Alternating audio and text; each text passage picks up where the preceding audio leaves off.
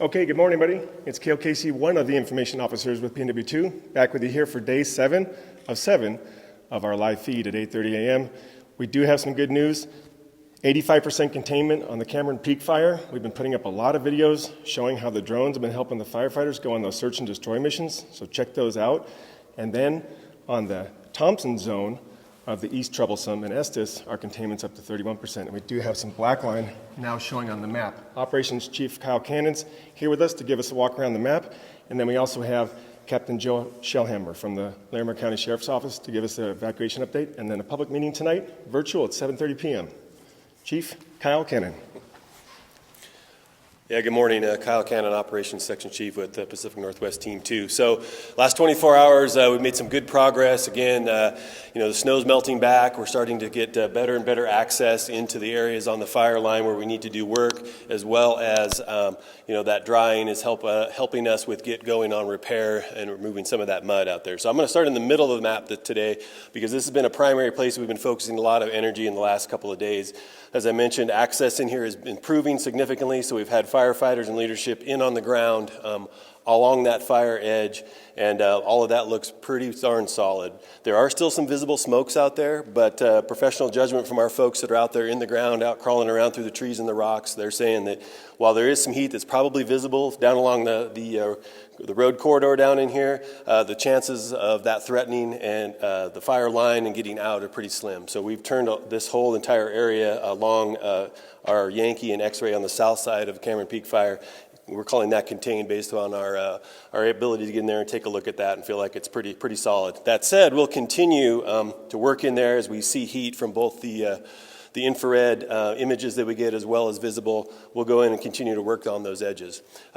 One of our areas that we still have some concern is out here by Glen Haven with the slop over the North Fork trail. That's still got quite a bit of snow on it, still pretty difficult access up there along the wilderness, and so we've got a number of plans depending on how things dry and how the weather goes over the next few days, using aircraft, inserting personnel perhaps even, and also some indirect line options if needed. So there are some plans in there, but at this point we're still kind of waiting to see what the weather does to that.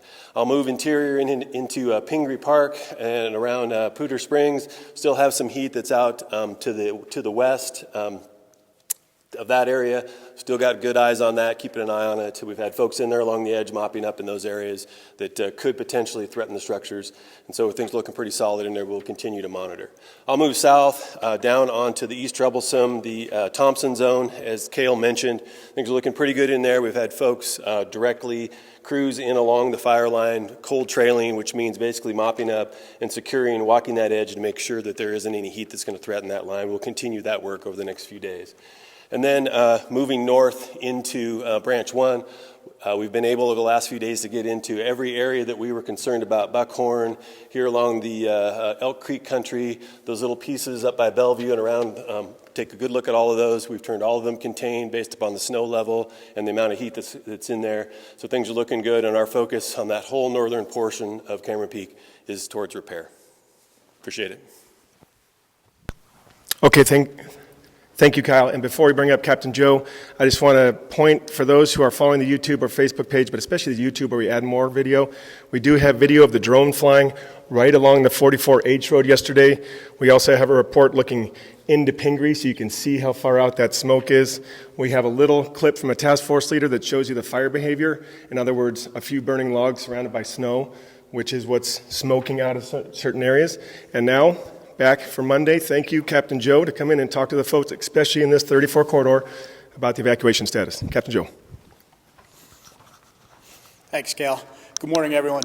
Man, what a difference a week makes. 85% containment, just magical numbers. We've been in this battle for a long time, so a lot of good news over the weekend. We did have a couple days with 50-mile-an-hour gust winds, and the fire didn't do anything. Didn't really get up, didn't move around, which leads us to a lot of good stuff.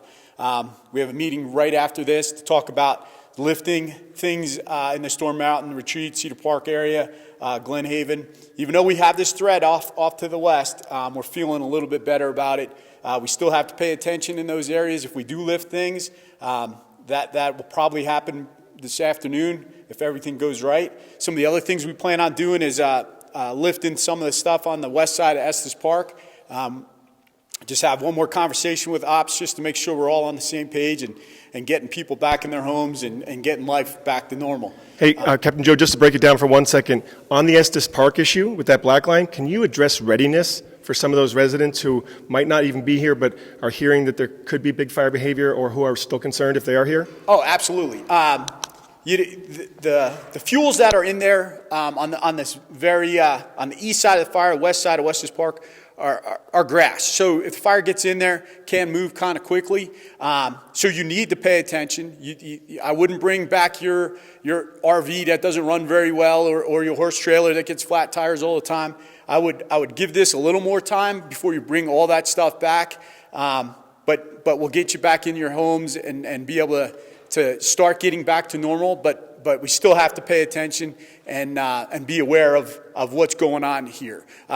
With some containment lines on here, we're looking good and feeling a little bit more secure and a little more safer to get everybody back in there, but you still got to pay attention. And that leads to my next point. We had a bunch of calls this weekend, not a bunch, a few in the Otter spot and then up here in Wild Song about smokes and a couple engines and some crews went out, checked on them, and there were some burning logs down below. But I want to thank people for paying attention and being aware and when they're not sure, giving us a call or giving the team a call and getting care of things.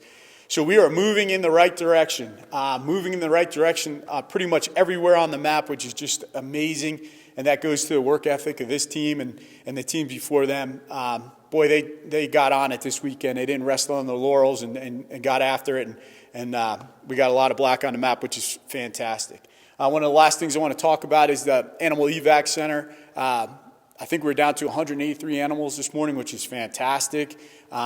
Working through that, things are still going well over there. And if you are moving back into Estes Park or moving back into Storm Mountain and you need to leave your horses or goats or everything over there for a little while longer, absolutely do that. Take your time, get settled, and then we'll figure out moving the animals back at the appropriate time. And that's kind of all I got, Cale. Great. Thanks, Captain Joe. Appreciate it. And for folks who are just jumping in or who just joined us, containment is up to 85%. And firefighters did work all weekend. The reason why we show you those tools, and when I said that the drone's flying in this area, it's the same tool we can use in any area, whether we're looking at smokes out in Otter or in the 34 corridor up in Buckhorn or anywhere else. It's the same tool. So when you see us in one area, don't just think that we're focusing on just that one area. This is a huge fire, biggest in state history, of course. Containment up is great.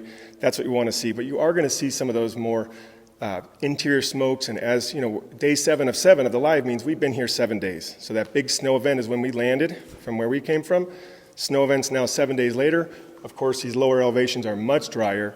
Up in the Pingree Park area yesterday, quite cool in the afternoon. Fire crews worked all throughout the day, and they were given their task list from those drone operators. So that's similar in here.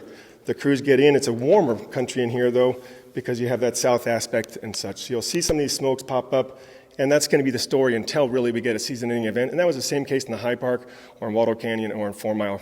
Same type of time of year where interior smokes, as they get sun on them, are going to smoke.